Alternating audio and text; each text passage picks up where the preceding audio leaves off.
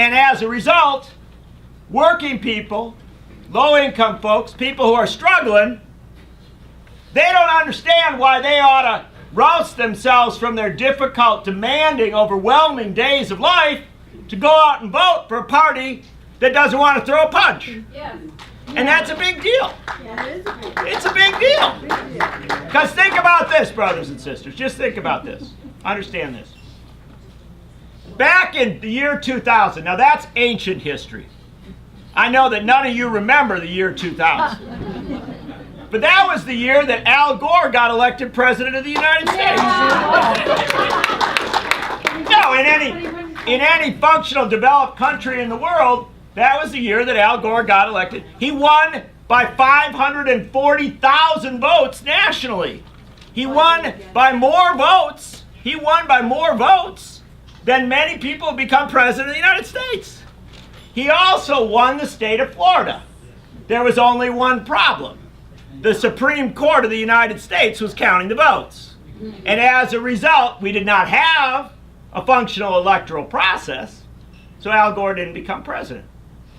That night I was doing radio shows, TV shows. I was driving from one place to another, and I pulled into a Wendy's. I apologize.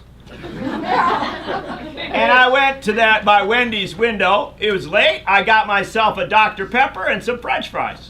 As I was going to head on to the next thing I was going to, there's a wonderful young woman at the window. I said, "Did you vote today?"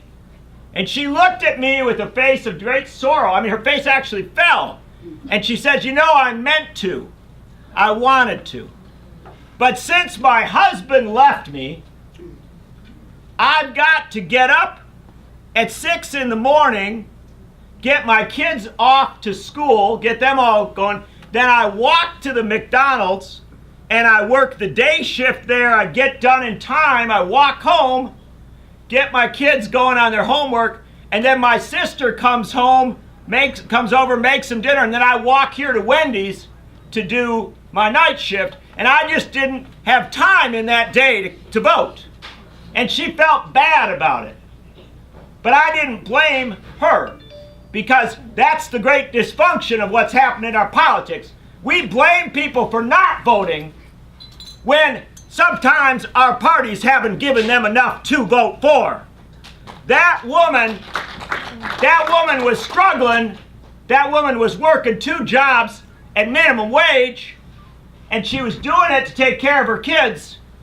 What if in 2000 Al Gore had been running for president promising free daycare for all kids in America run through our public school system? Do you think that woman would have crossed the street and found a way to go vote? Yes, of course she would have.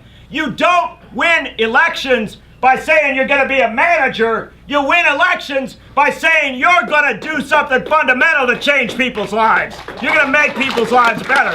That's what politics ought to be about. And that's where the collapse came in 2014. You want a deeper explanation than that? We could talk for hours about all sorts of terrible factors in our politics. We can go on and on about it. But the bottom line thing that you must understand is that you can't expect people to go vote when you are not offering them enough to go vote for. And if you want to change your politics, you got to change your parties within it. That's a fundamental step one.